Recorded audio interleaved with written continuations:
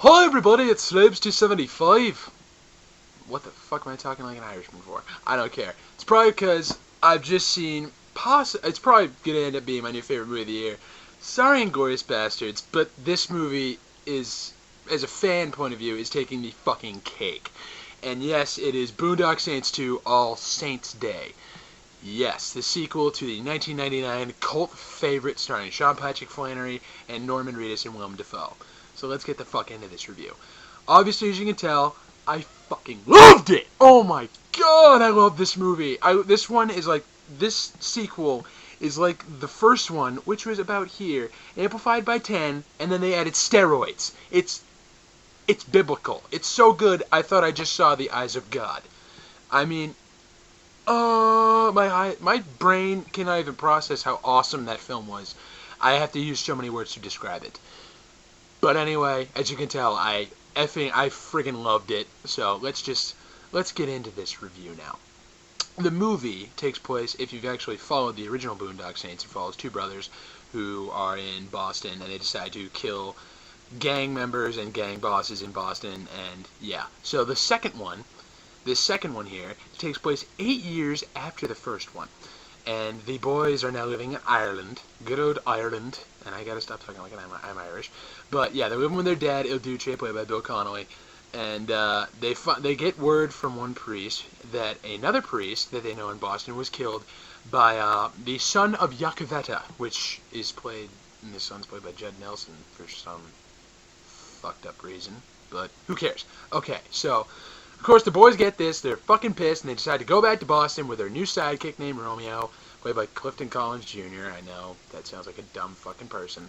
But yeah, they basically just do some fucking violence, and it just gets down and dirty and fucking awesome. So, and of course, the cops from the original one on their trail, Greenlee, Duffy, and I forget the name of the other dude, but fuck it. And, of course, we also have Willem Dafoe's characters, Paul Smecker's protege. We have Special Agent Eunice Bloom, who's played by Julie Benz. And, yeah, they're on the trail, and eventually shit goes down. So, that's it. That's basically the plot. What more do you need to know? You need to see the fucking movie. If you're a fan, see the fucking movie. Then you're going to understand it more. Okay? That's it. So, acting. The acting, of course, by Sean Patrick Flannery and Norman Reedus as Connor and Murphy McManus. The good old brothers from Boston are back. And of course, they just do the same thing they did in the first movie. They just do a lot better at it because they fucking rocked in this movie. I mean, they're back, they're aged, they're veterans of the fucking gang killing business, and yeah, they're back with a vengeance, and they did a great job in this movie.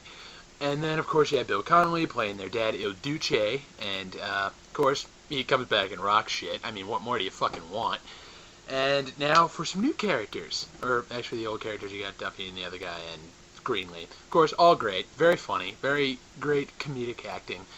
And now the new characters. We also have Romeo, who's like the new Latino sidekick, played by Clifton Collins Jr. And when I saw him in the trailer, I was somewhat disturbed. Because I'm like, oh, god damn it. They're just trying to pull a fucking dumb Rocco. But I love Rocco. Now they just tried to ruin his memory by banning a dumbass sidekick. That's what I thought at first. But he actually made the movie a little better, in my opinion, because he was very funny, and I did not expect that, and I actually enjoyed him, which, again, surprised me, but I loved it, so, yeah.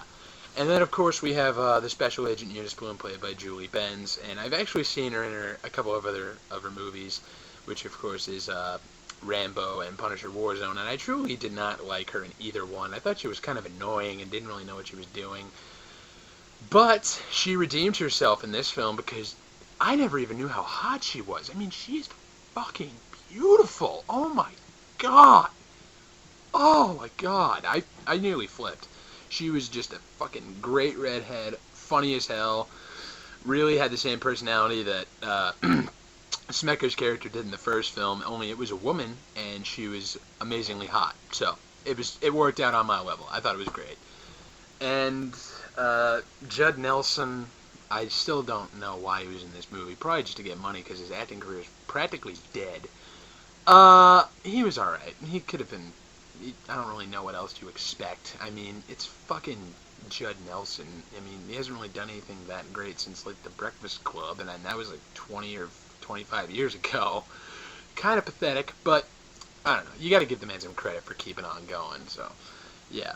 And there are other characters, but I really cannot speak of who they are, because it is very important to the film's plot that I don't, so I'm gonna keep that on the DL. So, this movie compared to the first one, how is it? It fucking obliterates the first. It completely takes a huge, steaming pile of elephant shit on the first one. I mean, I love the first one. I was a huge fan of the first one. But this movie, I think they made, especially for the fans of the first one. They just wanted to give the fans more of what the original could have had. And then they finally did it, and it was amazing, and kick ass. That's all you need. Troy Duffy knew what the fans wanted, and he gave it to them. It just took him 10 years to get it there, but he did it. Even though that guy's a fat son of a bitch. But, yeah, it was great. They really just brought this one to a complete new level.